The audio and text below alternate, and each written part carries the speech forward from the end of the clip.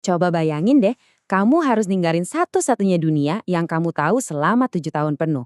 Nah, ini dia yang dialami Karen Armstrong waktu dia melangkah keluar dari biara Katolik Roma. Dia masuk ke sebuah dunia yang rasanya, asing banget. Dunia yang bikin dia jadi orang asing di tanah kelahirannya sendiri. Oke, kita mulai ceritanya di tahun 1969, di sebuah acara makan malam formal di Oxford. Tanpa sadar, sebuah kebiasaan dari kehidupan biaranya muncul begitu aja. Karen tiba-tiba mencium lantai sebagai tanda penyesalan. Dan di tengah-tengah suasana yang jadi super canggung itu, satu hal jadi jelas banget. Dia benar-benar tersesat di dunia barunya. Yuk, kita coba lihat dulu seberapa jauh bedanya sih dua dunia ini. Kita bakal bedah transisi yang mengejutkan banget dari biara yang serba hening dan teratur ke kehidupan universitas sekuler yang rasanya bebas banget, tapi juga kacau. Buat Karen, ini tuh bukan cuma soal penyesuaian yang sulit. Ini benar-benar kayak benturan dua realitas yang saling bertolak belakang. Dunia yang tadinya hening, sekarang penuh kebisingan. Aturan yang super ketat diganti kebebasan tanpa batas. Coba bayangin, semua aspek hidupnya itu kayak dijungkir balikin.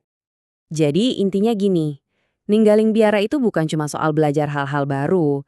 Ini lebih ke kayak harus ngeriset total 7 tahun pemrograman tentang cara berpikir, cara bertindak, bahkan cara bergerak.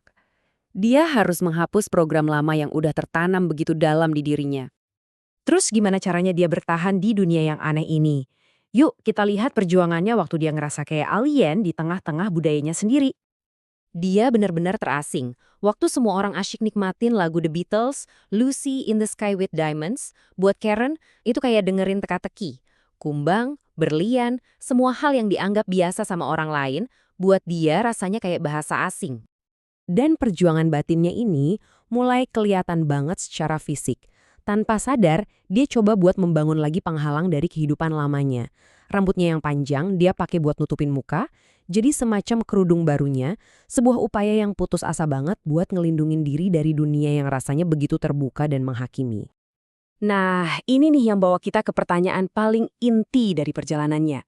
Siapa sih dia tanpa identitas sebagai seorang biarawati? Karena harus mulai dari nol, bener-bener dari nol. Setiap keyakinan, setiap kebiasaan, semuanya harus dipertanyakan dan dibangun lagi dari puing-puing. Tapi ternyata perjuangannya nggak berhenti sampai di situ aja. Malah gejolak batinnya ini makin parah, makin menjadi-jadi, sampai akhirnya jadi serangkaian krisis yang serius banget, yang benar-benar ngancam nyawanya.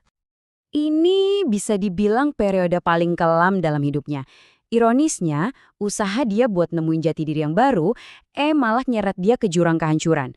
Setiap langkah maju yang dia coba ambil, rasanya malah bawa dia lebih dalam ke keputusasaan.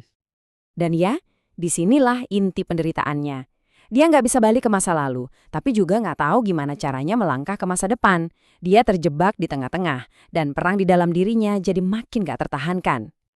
Tapi pas dia udah ada di titik paling rendah, di saat semua harapan kayaknya udah jilang, ada satu kejadian yang mengubah segalanya. Ketegangan di dalam dirinya itu udah sampai di puncaknya. Suatu hari, karena panik banget, dia lari keluar dari kelas kuliah. Terus, dia pingsan. Semuanya gelap. Tapi, di tengah kegelapan itu, Karen ngerasain sesuatu yang dia yakin banget ini adalah penglihatan ilahi. Sebuah ledakan kebahagiaan, kedamaian, dan makna yang sempurna. Buat dia, ini adalah puncak pengalaman spiritual yang selama ini dia cari-cari. Tapi, penjelasan medisnya jauh banget dari itu. Dokter bilang, apa yang dia alamin itu bukan penglihatan ilahi, itu adalah serangan kejang epilepsi grand mal yang parah. Coba deh bayangin gimana rasanya dengar diagnosis ini. Bertahun-tahun penderitaan, anoreksia, halusinasi, depresi, yang dia kira itu kegagalan moral atau ujian dari Tuhan, ternyata ada penjelasan medisnya.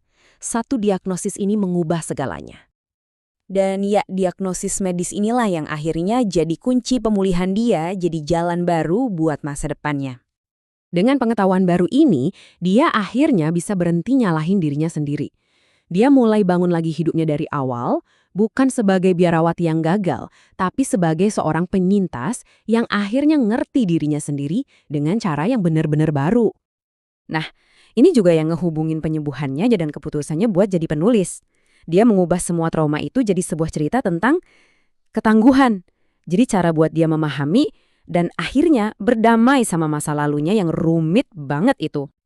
Kisah Karen ini ninggalin kita dengan satu pertanyaan penting banget, seberapa kuat sih cerita yang kita buat tentang diri kita sendiri?